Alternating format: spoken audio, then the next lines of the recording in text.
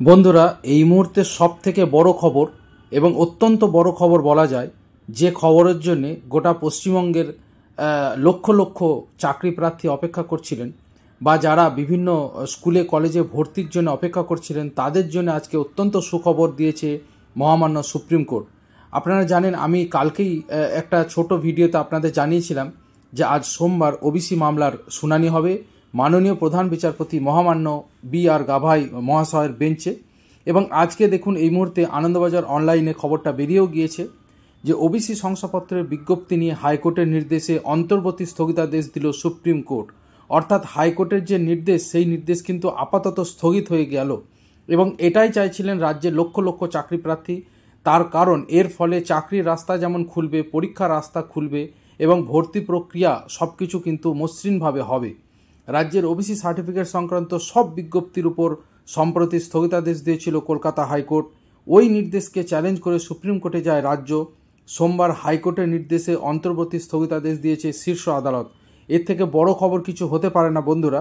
তার কারণ আমি জানি, যারা কারেন্ট অ্যাফেয়ার্সের জন্য আমার চ্যানেল ফলো করেন বা চাকরির খবর দেখার জন্য ফলো করেন, আমি একাধিক ভিডিওতে ওবিসি মামলা নিয়ে আমি বলেছি যে সুপ্রিম কোর্ট থেকে যতক্ষণ না ইতিবাচক কিছু হচ্ছে ততক্ষণ পর্যন্ত কিন্তু সামনে বিধানসভা ভোটের আগে অনেকেই ভাবছেন যে একটা কাঙ্ক্ষিত সরকারি চাকরি তারা পাবেন, কিন্তু তার জন্য একটা স্থগিতাদেশ অবশ্যই দরকার ছিল এবং সেটা কিন্তু আজকে পাওয়া গেছে মহামান্য সুপ্রিম কোর্টের তরফ থেকে। এবং বলা যেতে পারে কিছুটা হলেও ন্যায় বিচার কিন্তু একটু দেরি হলেও কিন্তু পাওয়া গেল। এটা কিন্তু বিচার ব্যবস্থার জয় বলা যেতে পারে। অন্য অনগ্রসর শ্রেণীর শংসাপত্রের বিজ্ঞপ্তি সংক্রান্ত মামলায়, অর্থাৎ ওবিসি আদার ব্যাকওয়ার্ড ক্লাস সংক্রান্ত মামলায় কলকাতা হাইকোর্টের নির্দেশের উপর অন্তর্বর্তী স্থগিতাদেশ দিল সুপ্রিম কোর্ট। রাজ্যের ওবিসি সার্টিফিকেট সংক্রান্ত সব বিজ্ঞপ্তির উপর সম্প্রতি স্থগিতাদেশ দিয়েছিল কলকাতা হাইকোর্ট। ওই নির্দেশকে চ্যালেঞ্জ করে সুপ্রিম কোর্টে যায় রাজ্য। হাইকোর্টের ওই নির্দেশের উপর সোমবার স্থগিতাদেশ দিল শীর্ষ আদালতের প্রধান বিচারপতি বি.আর. গাভাইয়ের বেঞ্চ। অর্থাৎ সুপ্রিম কোর্টের যিনি প্রধান বিচারপতি এই মুহূর্তে রয়েছেন, দেশের চিফ জাস্টিস অফ ইন্ডিয়া, তার বেঞ্চেই কিন্তু শুনানি ছিল।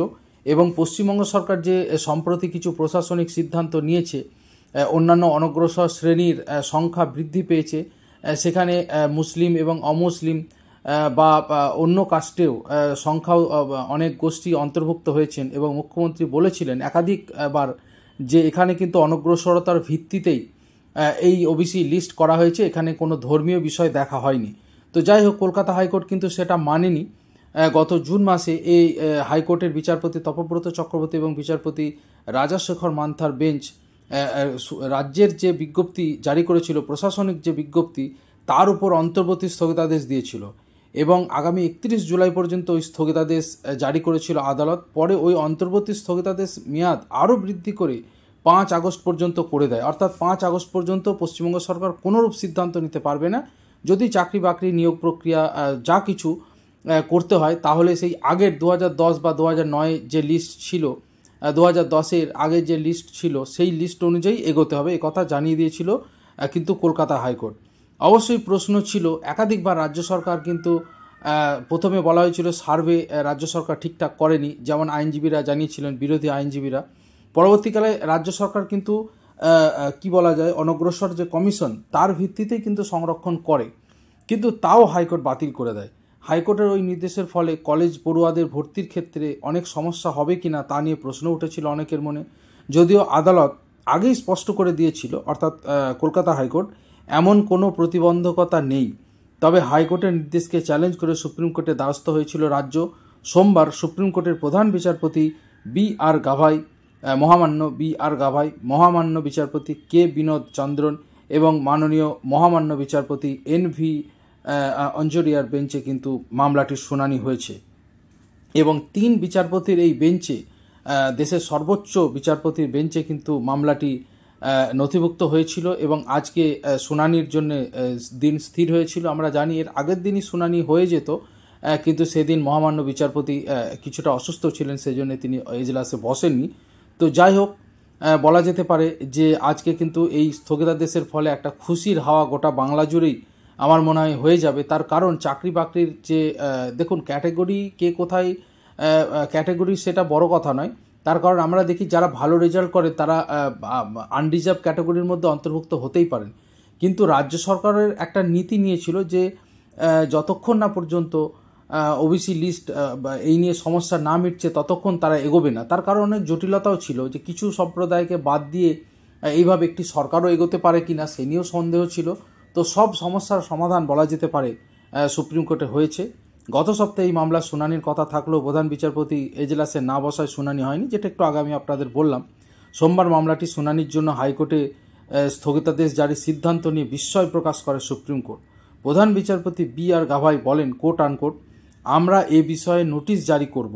এটা আশ্চর্যজনক, হাইকোর্ট কিভাবে এমন করে স্থগিতাদেশ দিতে পারে। আমরা ভেবে অবাক হচ্ছি যে কোন যুক্তিতে হাইকোর্ট এই সিদ্ধান্ত নিয়েছে। অর্থাৎ প্রশাসনিক যে একটা সিদ্ধান্ত, একটা রাজ্য সরকার ভোটের মাধ্যমে নির্বাচিত, তাদের যে একটা প্রশাসনিক সিদ্ধান্ত নেওয়ার ক্ষমতা থাকে, তার কারণ তারা যা কিছু নির্দেশ দেয় সেটা কিন্তু ক্যাবিনেটে পাস হয়। তো রাজ্যের যেটা একটা প্রশাসনিক সিদ্ধান্ত, সেই প্রশাসনিক সিদ্ধান্ত যদি ক্যাবিনেট বৈঠক হয় তাহলে সেই ক্যাবিনেট বৈঠকের সিদ্ধান্ত কিভাবে স্থগিতাদেশ দিতে পারে কলকাতা হাইকোর্ট। তার কারণ প্রশাসনিক যে সিদ্ধান্ত নেওয়া হয়েছে, সংরক্ষণের ক্ষমতাও রাজ্যগুলোকে দেওয়া হয়েছে এবং একটি নির্বাচিত সরকার সেটা করতেই পারে। তার কারণ আমরা জানি একটা নির্বাচিত সরকার তারা ভোটের মাধ্যমে নির্বাচিত এবং সেই সময় তাদের প্রশাসনিক সিদ্ধান্ত নেওয়ার ক্ষমতা থাকে। অবশ্যই সেটা যদি অসাংবিধানিক হয় সেখানে হস্তক্ষেপ করা যায়, কিন্তু এখানে অসাংবিধানিক কিছু হয়নি। সেই কারণে প্রধান বিচারপতি কিছুটা বিস্ময় প্রকাশ করেন যে কলকাতা হাইকোর্ট কিভাবে এতদিন ওবিসি এই প্রশাসনিক সিদ্ধান্ত আটকে দিল বা স্থগিতাদেশ দিয়েছিল। প্রধান বিচারপতি আরও জানান, সংরক্ষণ তো কার্যনির্বাহী এক্সিকিউটিভ বা প্রশাসনিক বিভাগের কাজের অংশ। এ বিষয়ে অতীতের একটি রায়ের কথাও উল্লেখ করেন প্রধান বিচারপতি। তিনি জানান, জাস্টিস ইন্দিরা সাহনি মামলার রায়, আমরা জানি একাধিকবার ইন্দিরা সাহনি মামলা আপনারা গুগলে দেখতেও পারেন, অত্যন্ত গুরুত্বপূর্ণ ওবিসি নিয়ে এর আগের একটা গুরুত্বপূর্ণ মামলা, যেমন কেশবানন্দ ভারতী মামলা বিখ্যাত হয়ে আছে। ইন্দিরা সাহনি মামলাও কিন্তু একটি বিখ্যাত মামলা, আপনারা জানেন, আপনারা গুগলে দেখেও নিতে পারেন।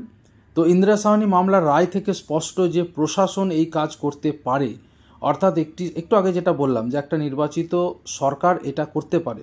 সংরক্ষণের জন্য কার্যনির্বাহী বা প্রশাসনের নির্দেশই যথেষ্ট, এর জন্য আলাদা করে আইন কোনো কিছু তৈরি করার প্রয়োজন নেই, এটা কিন্তু প্রধান বিচারপতি জানিয়ে দেন। সুপ্রিম কোর্টের প্রধান বিচারপতির বেঞ্চ মৌখিকভাবে জানিয়েছেন, হাইকোর্টের নির্দেশকে প্রাথমিকভাবে ভুল বলে মনে করা হচ্ছে। একথা জানিয়ে হাইকোর্টের নির্দেশের উপর অন্তর্বর্তী স্থগিতাদেশ জারি করে শীর্ষ আদালত।